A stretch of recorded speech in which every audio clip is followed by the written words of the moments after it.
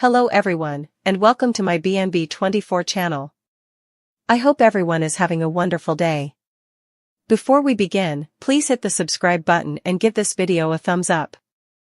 The latest chapter of this expansive drama, quintessentially the bold and the beautiful, commences beneath the bright glow of Los Angeles County Women's Correctional Facility, where Luna Nozawa's existence has disintegrated into a cacophony of imprisonment, remorse, and incessant murmurs of treachery.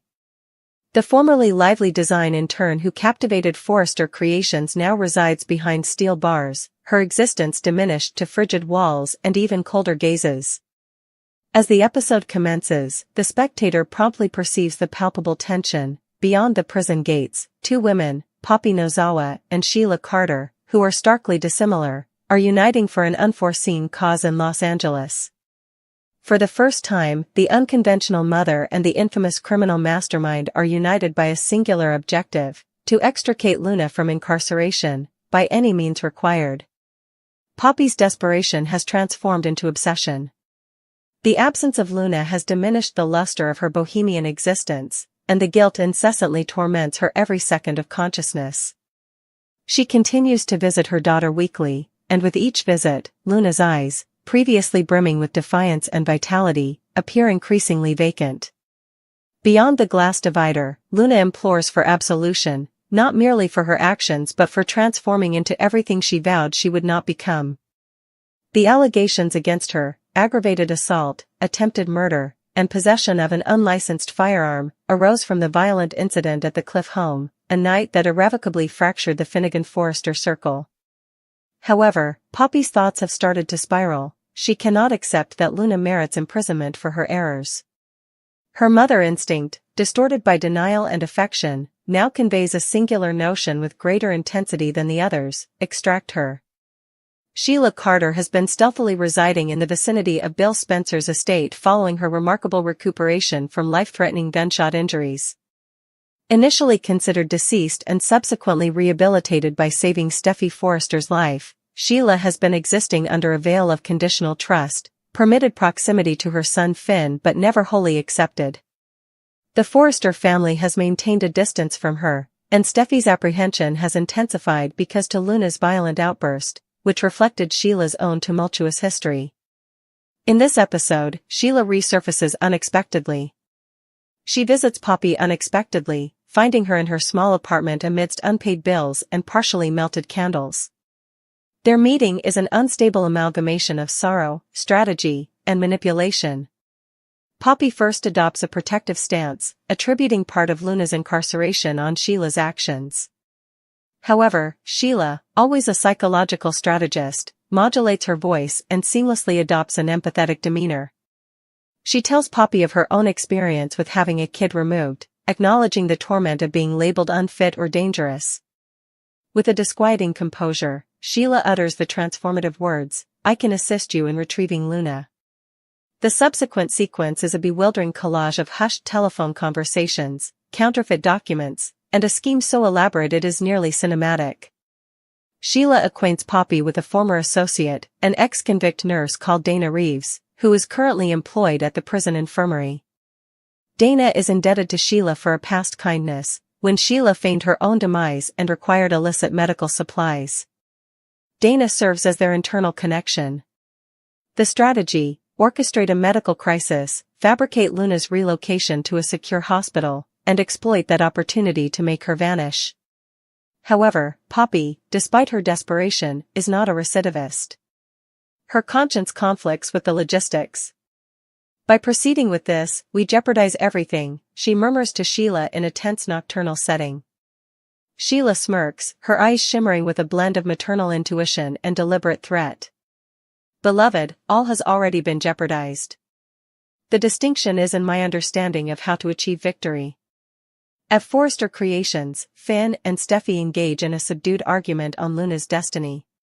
Finn, conflicted between his medical oath and his emotional turmoil as a paternal figure, contends that Luna's punishment is excessively severe, particularly considering her precarious mental condition. Steffy, still tormented by the recollection of Luna aiming a firearm at her, remains resolute. "She nearly caused my demise, Finn. I cannot merely feign that it did not occur. Finn's shoulders drooped beneath the burden of his conflicting allegiances. A framed photograph of Hayes occupies a position in Finn's office alongside a legal pad inscribed with hospital contacts, evidence that Finn's thoughts are still racing with potential medical solutions for Luna, despite his inability to assist her legally. In the prison, Luna's cellmate, a tough lady named Roxy, cautions her that an impending event is approaching. "You are attracting attention, young lady." Luna, emaciated and agitated, is unaware that her mother is orchestrating her liberation, nor that Sheila Carter's fingerprints are evident throughout the scheme. One evening, Dana discreetly places a little vial of sedatives beneath Luna's supper tray. Luna hesitates but ultimately complies, believing it to be a component of a mental health assessment. Subsequently, she collapses in the prison yard, encircled by guards urgently calling for medical assistance. The following morning, turmoil ensues throughout Los Angeles. Reports indicate that Luna Nozawa has experienced a sudden cardiac event while incarcerated and is being sent to the county hospital. Poppy, observing from home, quakes upon hearing her daughter's name mentioned in the program. Sheila's strategy is underway. A dark vehicle labeled Medical Transfer Unit 29A comes at the prison gates, its interior designed not for delivery but for evasion.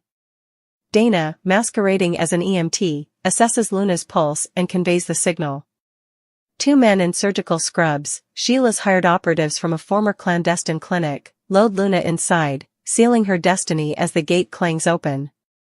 Unexpectedly, Finn, the diligent physician, is summoned for an emergency consultation at the same hospital where Luna is expected to arrive. Her absence from the official transfer manifest triggers his instincts. He contacts the prison warden, only to be informed that Luna departed 30 minutes prior. He subsequently contacts Steffy, his voice trembling. "She has departed, Steffy. Luna has departed." Poppy and Sheila's operation encounters difficulties when a traffic roadblock necessitates a detour. The atmosphere within the van is stifling.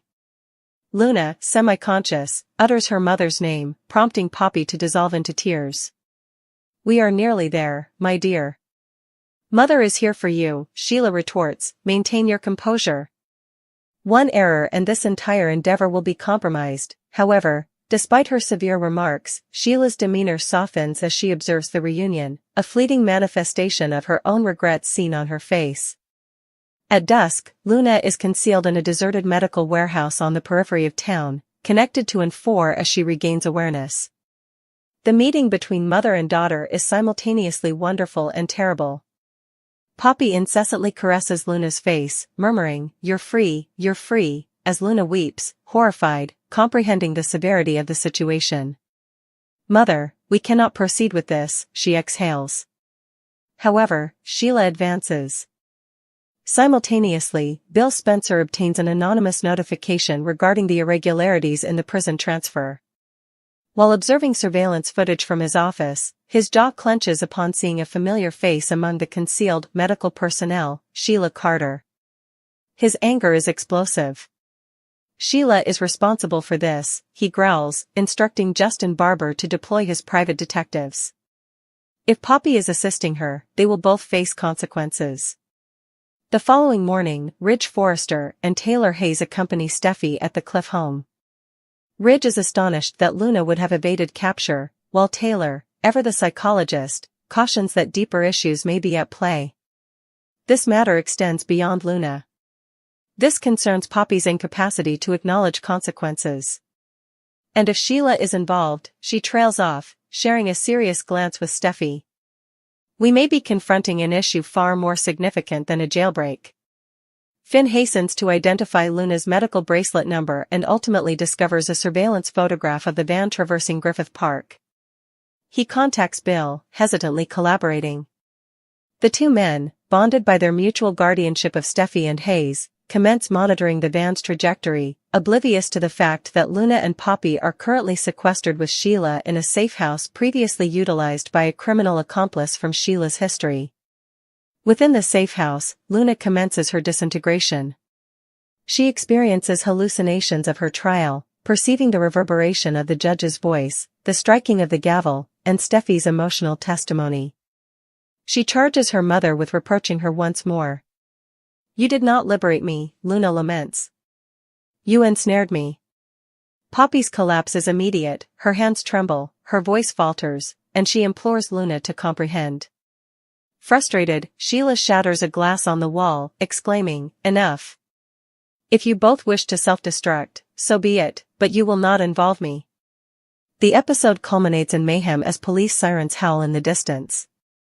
Sheila seizes her firearm, Poppy implores her to relinquish it, while Luna, quaking, interposes herself between them. "Cease the bloodshed," she implores.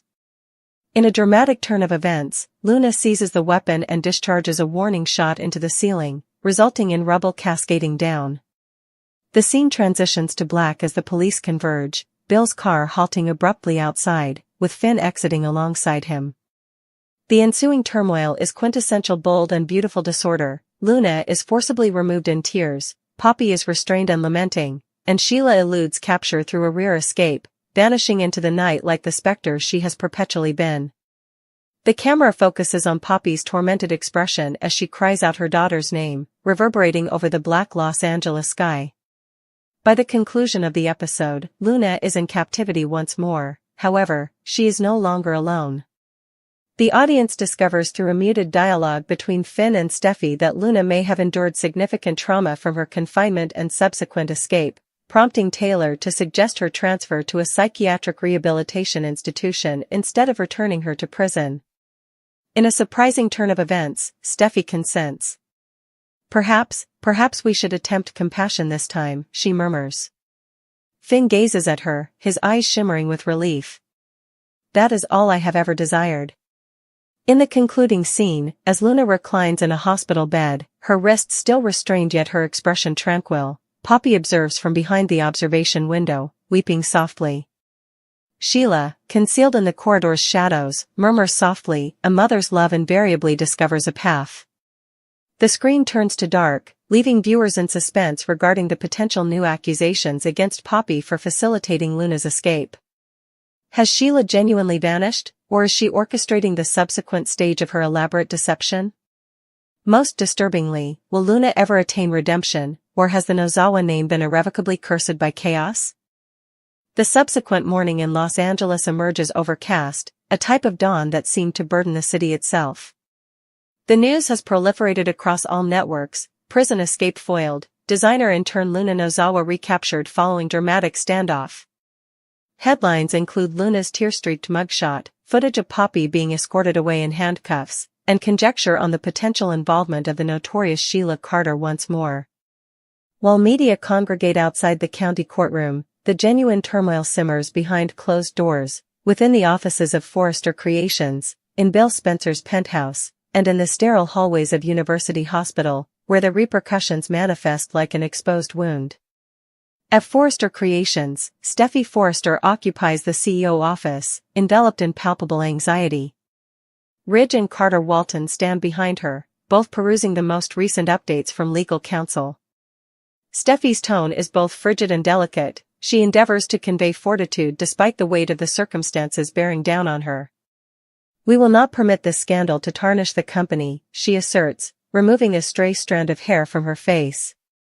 Luna's designs and projects are all suspended until this trial concludes. However, Ridge, perpetually the father attempting to navigate tumultuous situations, exhales heavily. Steffy is still a child. "She committed a significant error, however we cannot, she attempted to murder me, father," Steffy erupts, the anguish surging like corrosive acid. "This matter does not pertain to compassion. It pertains to ensuring the safety of our family." Ridge casts a glimpse at the window overlooking Los Angeles, his reflection distorted in the glass. Nevertheless, he whispers, Finn remains supportive of her in some capacity. That will not dissipate. Steffy exhales hard. He will ultimately have to make a choice. At University Hospital, Finn is anxiously pacing the corridor outside Luna's new ward. His white coat drapes carelessly from his shoulders, with his fatigue evident in every contour of his visage. Luna lies asleep within, her hands bound not by cold steel but by soft medical restraints designed to safeguard her from self-harm. As Taylor Hayes approaches him, holding a clipboard, her tone is soft. What is her current condition? Finn remains unobservant. She will recuperate physically. However, in terms of mental state? I am uncertain. She harbors fears of all entities, her mother, Sheila, and herself. Taylor nods gravely. And you? She inquires gently. What is your position in this matter? Finn finally catches her gaze, anguish evident in his features. I am uncertain of my own identity. I dedicated my life to demonstrating that I was not Sheila Carter's kid, that I could embody her antithesis. The girl I endeavored to assist, whom I believed I could rescue, is now being exploited by her. My entire existence resembles a distorted reflection of my mother's turmoil. Taylor gently rests a palm on his arm. Finn, this is not your responsibility. Luna's deeds, Poppy's desperation, and Sheila's manipulation are all choices beyond your control. The current priority is your subsequent actions. At that moment, in a neglected area of East LA, Sheila Carter occupies an abandoned diner booth, the faint light reflecting off her mobile screen. Her fingers tap in a steady cadence as she peruses local news articles regarding Luna's arrest, her smirk becoming increasingly pronounced with each word. Unfortunate little Poppy, she murmurs. Lacked the fortitude for this. However, beneath the cynicism resides a glimmer of an alternative emotion, possibly remorse, possibly yearning. She murmurs to herself, I did not undertake this for you, Luna. I accomplished it for him. For Finn. Sheila harbors the conviction that liberating Luna may restore her standing in Finn's perception, demonstrating her capacity as a mother willing to sacrifice everything for her offspring. In Bill Spencer's office, stress simmers under the surface like molten lava. Bill stands beside the floor-to-ceiling windows, the Los Angeles skyline in the background, his jaw clenched as he listens to Justin Barber's report. We have received confirmation, Justin states. Sheila Carter orchestrated the fraudulent medical transfer. Poppy was the primary figure, although Sheila's fingerprints are evident throughout this situation. Moreover, she has disappeared once more. No trail, no cameras. Bill pounds his fist on the desk. Certainly, she has departed. That woman can become elusive at will. But not this time. He pivots abruptly towards Justin. I desire to interrogate every contact, every associate, and every disreputable individual who has collaborated with her. I want them thoroughly pressured until we ascertain her whereabouts. And when we do, his voice descends into a menacing growl. She will not receive another opportunity to jeopardize my family. Subsequently, in an unexpected development, Will Spencer enters the office. The youngest Spencer has matured rapidly, now toughened by the turmoil that has beset his family. Father, he states softly, extending a newspaper. It indicates that Luna may be transferred to a psychiatric facility rather than returning to prison. Bill's demeanor briefly softens as he reads. Satisfactory, he murmurs. Perhaps she will ultimately receive the assistance she requires. However, that does not justify her actions. If Poppy believes she can escape this situation, she is mistaken. Later that evening, the camera shifts to Poppy Nozawa in an interview room, her hands quivering as Detective Sanchez pushes a folder across the table. You participated in a coordinated prison escape, Ms. Nozawa. Do you comprehend the allegations against you? Poppy's voice falters as she attempts to articulate her explanation. I did not intend to harm anyone, I merely sought to provide my daughter with an opportunity. You cannot comprehend the anguish of witnessing your child decay in a prison cell. Sanchez comes forward, his tone incisive yet not rude. Negative, Ms. Nozawa. I fail to comprehend your decision to collaborate with Sheila Carter, a lady whose criminal record is extensive. Poppy's complexion pales. She assured me of a miracle, she murmurs. Luna ultimately regains consciousness at the hospital. Her speech is raspy, her recollections disjointed. Where is Mother? She whispers. Finn is present, his gaze weary yet kind. She is currently undergoing interrogation. She endeavored to assist you, Luna, but it exceeded reasonable limits. Luna's tears flow uncontrollably as she comprehends the extent of her mother's sacrifices. She accomplished it on my behalf, Luna murmurs. As Sheila indicated she would.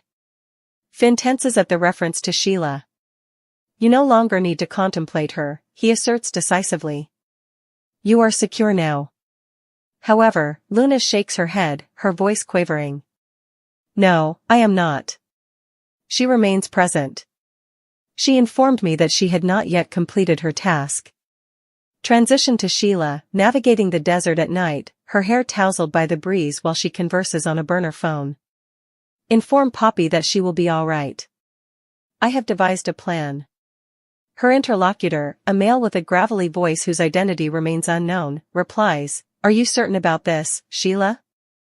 The police are ubiquitous. Sheila smirks. Since when has that ever deterred me? She terminates the call and gazes at the horizon. One final act, Luna, she murmurs to the void. A final endeavor to alter his perception of me. As time progresses, the show explores the profound emotional devastation that remains. Steffy visits the hospital ostensibly to assess security, although ultimately observes Luna through the glass for an extended duration in silence. The girl appears exceedingly delicate, in stark contrast to the menace Steffy recalls. Taylor accompanies her, whispering, Do you perceive the effects of trauma, Steffy? This is not malevolent. This is anguish. Steffy's eyes brim with tears, her defenses crumbling. Why does forgiving her seem like a betrayal of my own self? Taylor exhales gently. Love obfuscates the distinction between right and wrong until they become indistinguishable. Concurrently, Poppy is granted bail, facilitated by an unexpected supporter, Finn, who discreetly petitions the court, contending that her mental condition and urgency warrant consideration. Upon exiting the police station, her initial words are, Where is Luna? Finn accompanies her to the hospital but cautions, You may see her, but you are prohibited from discussing Sheila. She is delicate. The reunion between mother and daughter is poignant. Luna weeps uncontrollably at Poppy's entrance, prompting Poppy to drop beside her bed, lamenting, I'm so sorry, baby. I merely sought to rectify it. Luna grips her hand and murmurs, We are both fractured, mother. As the camera withdraws, Finn observes them, his look conflicted between compassion and trepidation. For a little moment, the observer perceives his reflection, and positioned behind him, subtle yet unmistakable, is Sheila observing from the corridor's shadows, her eyes shimmering, an enigmatic smile unfurling across her visage. The family is reunited, lingers in the atmosphere long after Sheila disappears from view. Within Luna's hospital room, monitors emit a consistent beeping sound as the girl succumbs to pharmaceutical slumber, her hand firmly grasping her mother's. Poppy is unable to cease revisiting the image of Sheila's eyes from that night in the van. Whenever she shuts her own, she perceives them radiating in the rearview mirror, part human, part animal. In a convoluted manner, Poppy is aware that their presence is contingent upon her. The inherent paradox characterizes life in Los Angeles. Individuals seldom remain entirely virtuous or wholly malevolent for an extended period.